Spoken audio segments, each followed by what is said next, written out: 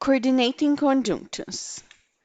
So, coordinating conjunctions, I can call this fanboys.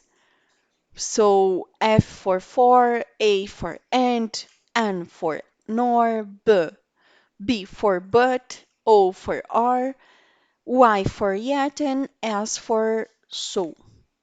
When and how do I use it? And what is that? So, coordinate conjunctions can be called as essential joining words, linking words, or fanboys, just that. So, that words make a connection between two ideas, two different things. So, that words dep uh, depends of each word that I'm going to use to connect that two ideas. It is going to turns to another meaning. So you need to pay attention for each linking words or each fanboys you are going to put between two different phrases or ideas, okay? So the word for. The word for is used to give an explanation to the second sentence. So the second sentence has an expl- explanation for the first one. So, for example, this movie was particularly interesting to an environment engineer for the subjects about the global warming. So the first sentence was this movie was particularly interesting to an environment engineer. And then the word for connected to the other idea, the subjects about the global warming. So, on the second phrase, I bought these shoes for my mom. So, I bought these shoes is one idea. For my mom is another idea, another thing. So, for connect it. So, the other example, I want to get some holiday for my mental health. I thought you have written the book for the way it was written. We lose it for the same reason. He's studying for the exams.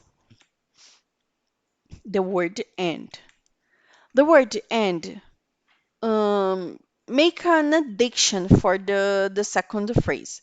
So the first sentence and then the second sentence is an addiction for the first one.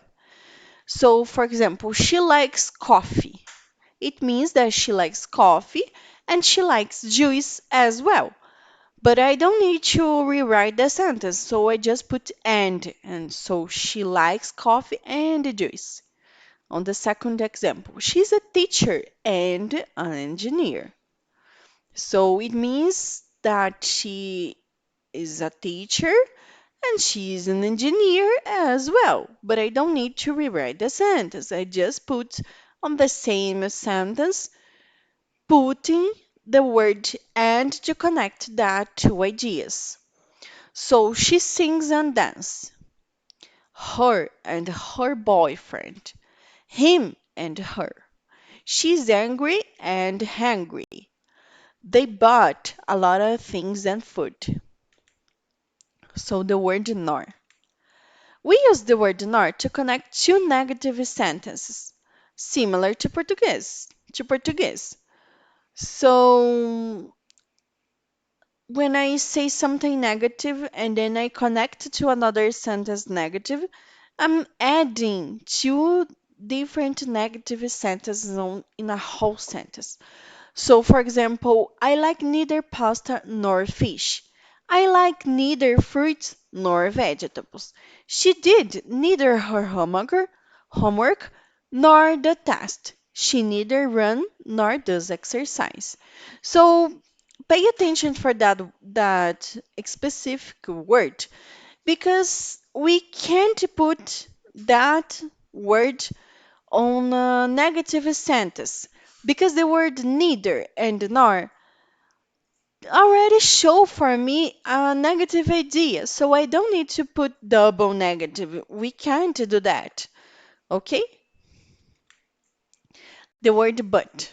The word but show for me an opposition, an advertise, an exception, or something opposite from the other. For example, my sofa isn't very soft, but it is comfortable. So I'm saying something negative and then but something positive, okay? By the end of the day, we were tired, but happy. So the first sentence was a negative idea, and the second was like something opposite, something happy. So was opposite for the first idea, okay? Everybody but Lisa can leave the class. So I'm doing an exception because everybody in the whole class can leave except Lisa because I don't know, I want to talk to her. So Lisa is an exception from the whole class. The last but not least sentence, the team were the best but they lost. So I'm saying something positive for something, and then the word but show for me something negative on the end. They lost, but they are good. They are good, but they lost. So I'm connecting two ideas, two opposite ideas with the word but. The word or.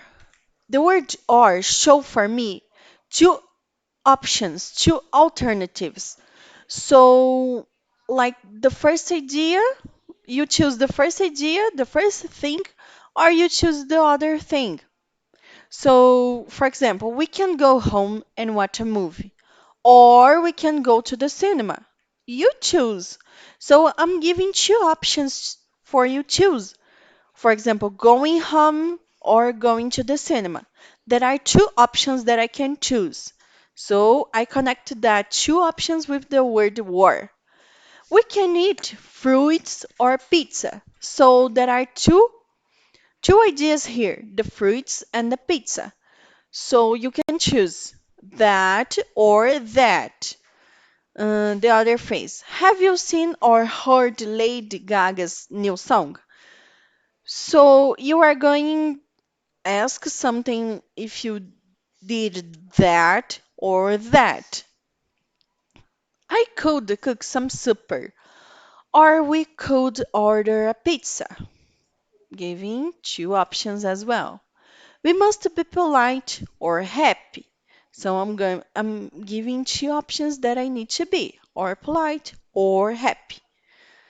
You choose. The word yet. So the word yet is easy to opposite something to make a opposition of something. And it is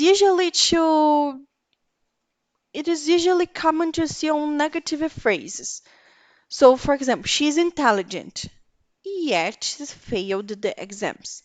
It can be substituted for the words nevertheless, but, even, and besides. For example, she is intelligent, but she failed the exams. She's intelligent. Nevertheless, she failed the exams. She's intelligent, but she failed the exams. She's intelligent, even she failed the exams. So I'm saying something positive, and then on the rest of the phrase, I'm saying something really bad of that consequence of the first sentence. So, for example, he doesn't like Jenny, yet he often talks to her. So, the thing here is negative. He doesn't like Jenny. He doesn't like her, but he are still talking to her. So, yet he often talks to her. So, it is something opposite for the first idea. It is oppositing of the first idea. I haven't done my homework yet. So it is something opposite. It is something that I didn't done yet, but I'm going to do. So that's why it shows something opposite for the beginning of the sentence. Okay? So pay attention because the word yet can be two meanings, okay? Or three meanings, depending of the way you are using the word yet, the word so. This word is used to give a reason to the first sentence. So it is used to explain a decision or an action. For example, today my cell phone didn't ring, so I was late. So I'm explaining why I was late to work, maybe because the first idea was something that was missed. My grandma was sick, so she went to the doctor. So she went to the doctor is a consequence, is an explanation for the first thing. So it is explaining why she done that because of the first sentence, because she was sick. I was correcting our test. So I'm going to talk about our test. So it is a consequence for the first idea. So it is giving a reason that why she is going to do that because of the first idea. Okay? And it was the end.